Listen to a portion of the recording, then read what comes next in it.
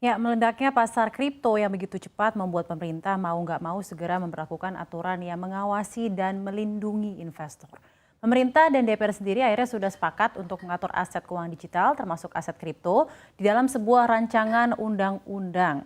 Lalu RUU apa yang akan menjadi payung regulasi kripto di Indonesia, bagaimana sebenarnya transaksi kripto dan historisnya selama ini, dan yang perlu kita amati juga tentang keputusan berinvestasi di kripto ini, sebenarnya kontroversi-kontroversi apa sih yang masih membayangi investasi kripto tidak hanya di Indonesia namun juga di global. Kita akan bahas lengkapnya di Dulu Haram, kini kripto menjadi legal. Betul sekali dengan adanya pengesahan RUU P2SK atau Rancangan Undang-Undang tentang Pengembangan dan Penguatan Sektor Keuangan resmi jadi undang-undang tepat kemarin di Kamis 15 Desember. Kripto sekarang sudah tidak lagi haram karena sudah ada regulasi yang memayunginya di negara kita di Indonesia. Pemerintah dan DPR bilang alasan dari adanya regulasi ini adalah karena sektor keuangan Indonesia menghadapi tantangan dari munculnya instrumen keuangan yang kompleks dan berisiko tinggi seperti kripto ini. Nah, ketentuan aturan transaksi kripto ini semuanya diatur di dalam bab 16 ya, tentang inovasi teknologi sektor keuangan atau ITSK dan pengaturan serta pengawasan aset kripto via OJK nantinya akan di bawah Kepala Eksekutif Pengawas ITSK, Aset Keuangan Digital dan Aset Kripto. Ini sejalan dengan adanya rencana 2 penambahan susunan Dewan Komisioner di OJK sendiri. Nah, lingkup aturannya nanti ke depannya untuk kripto ini mencakup apa saja? Pertama adalah mengenai sistem pembayaran, penghimpunan modal, selanjutnya adalah pengelolaan investasi aset kripto, pengelolaan risiko aset kripto, penyaluran dana, dan aktivitas terkait aset keuangan digital kripto. Semuanya ini dipayungi di bawah RUU PPSK bab 16 tentang ITSK. Nah, selanjutnya kita tentunya kan pasti penasaran nih, sebesar apa sih transaksi dan cuannya kripto yang sampai membuat kaget-kaget otoritas dan regulator sistem keuangan di Indonesia? Jawabannya luar biasa besar. Dan gak hanya itu, luar biasa cepat juga pertumbuhannya. Bahkan Menko Sri Mulyani sampai berkata bahwa fenomena ini disebut crypto boom. Jumlahnya yang tadi hanya ratusan miliar jadi triliunan tiba-tiba. Tiba-tiba bust dalam semalam dan itu adalah masalah tata kelola. Jadi semakin jelas ya kenapa pemerintah bersikukuh banget nih agar kripto harus diregulasi. Karena memang volatilitasnya sangat tinggi dari kripto sendiri dan menunjukkan perlunya kecukupan kerangka pengaturan dan pengawasan yang memadai untuk melindungi investor dan konsumen. Gak mau kan ya tiba-tiba kita bangkrut karena investasi high risk ini, maka dari itu pemerintah langsung gerak cepat untuk membuat kerangka regulasi perlindungan investor kripto di Indonesia. Dan saya juga akan menjabarkan sedikit nih beberapa fakta menarik tentang kripto di Indonesia. Pertama ini adalah menurut data yang saya ambil dari Bapepti Kementerian Perdagangan, growth kripto itu jauh lebih cepat dibandingkan growth investor di pasar modal Indonesia. Bahkan saat ini pengguna kripto, investor kripto sudah ada 15,1 juta orang dibandingkan dengan investor pasar modal yang sudah berpuluh-puluh tahun masih di data 9,1 juta orang. Ini data Juni 2022. Selanjutnya adalah transaksi saham di Indonesia yang sudah berpuluh-puluh tahun juga ya, pasar saham di Indonesia ini mencapai 3.300-an triliun. Tapi kripto ini yang baru marak 3 tahun terakhir ini sudah mencapai 854,9 triliun sendiri. Ini bahkan ya sudah hampir 25% mencapai transaksi saham di Indonesia. Selanjutnya adalah penerimaan negara dari pajak kripto sendiri dari Juni sampai Oktober 2022 itu bahkan mencapai 191,11 miliar rupiah, bahkan hanya dalam 4 bulan saja.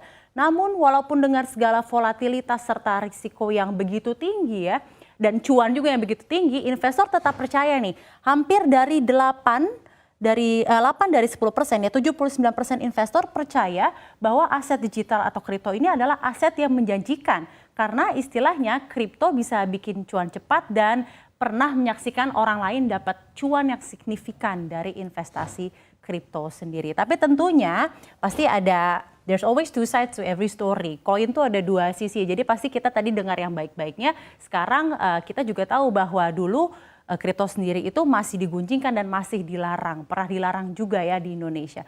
Bahkan Ketua Dewan Komisioner OJK ini tepatnya di tahun Januari 2022 ini transaksi kripto masih considered ilegal dan bahkan Wimbo Santoso pada waktu itu juga mengatakan nih bahwa aset kripto adalah jenis komoditi yang memiliki fluktuasi nilai yang sewaktu-waktu dapat naik turun sehingga masyarakat harus paham risikonya. aset kripto juga dinilai sangat spekulatif, walau bahkan pada saat itu juga di Januari 2022 nilai transaksi harian kripto sudah bernilai ratusan triliun rupiah.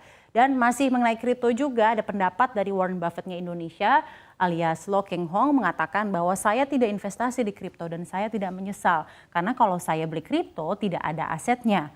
Dan Hong juga mengatakan kalau dirinya tidak berani nih untuk invest di kripto karena di kripto ini tidak seperti saham yang ada landasan dan perusahaan yang menyertainya. Dia bilang keputusannya untuk tidak tergiur dengan kripto adalah karena kripto ini tidak ada aset yang menyertai dan merasa kripto sendiri adalah instrumen investasi yang high gain tetapi sangat-sangat high risk. Ini juga bisa kita consider dan pertimbangkan tentunya sebelum memutuskan untuk mendiversifikasikan instrumen kita ke kripto atau kalau kita beneran mau nyemplung investasi di kripto ke depannya.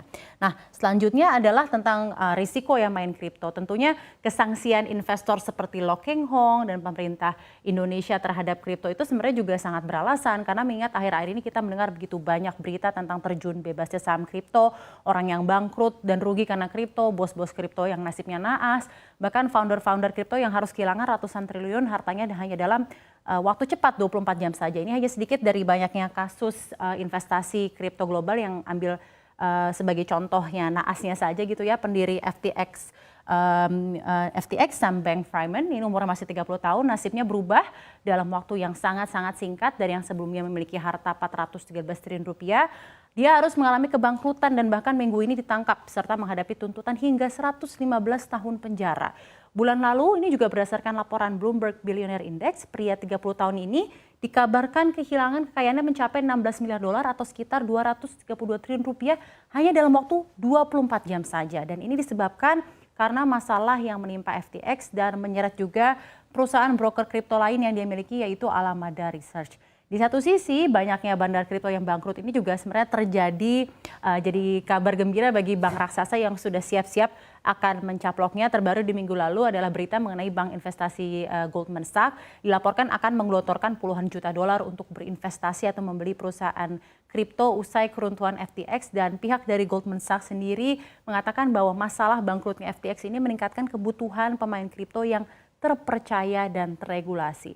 Di satu sisi masalah yang ngebelit oleh FTX ini juga berdampak pada volume perdagangan Goldman yang meningkat juga karena belajar dari begitu spekulatifnya kripto, investor kripto sendiri seperti diketuk ya pada kenyataan dan akhirnya berusaha berdagang dengan rekanan yang diregulasi dan dikapitalisasi dengan baik. Ini mengenai masalah kripto ya tadi di US mengenai FTX. Tapi juga ada juga pesohor, selebriti, atlet yang terlibat kasus-kasus kripto ya, contohnya seperti ada Tom Brady dan mantan istrinya Gisele Bündchen, ada juga Gwyneth Paltrow, Justin Bieber, Madonna, ada Serena Williams. Ini semua, mereka semua ini adalah list dari seleb yang kena masalah dan digugat oleh investor kripto di Amerika Serikat karena mempromosikan NFT Bored Ape Yacht Club. Ini Serena Williams ya waktu itu yang jadi ambassador-nya, dan juga endorsement terhadap FTX sendiri yang sekarang bangkrut. Nah, pada masa kejayaannya memang sejumlah kripto mendapatkan endorse dari para atlet dan selebriti terkenal, tapi tidak berlandaskan memang selebriti ini menggunakannya. Namun sampai sekarang belum salah satu pun dari selebritas tersebut dalam tuntutan hukum itu segera menanggapi permintaan komentar dari media mengenai gugatan ini. Nah, di Indonesia sendiri kita tentunya berharap bahwa regulasi tentang kripto yang akan diawasi oleh OJK ini tentunya tidak hanya akan mendorong perkembangan investasi aset digital di Indonesia, tapi lebih pentingnya adalah bisa melindungi investor kripto dari segala volatilitas dan spekulatifnya, serta dapat mewujudkan investasi kripto yang tertata dan aman agar tidak semakin banyak ke depannya pihak yang dirugikan.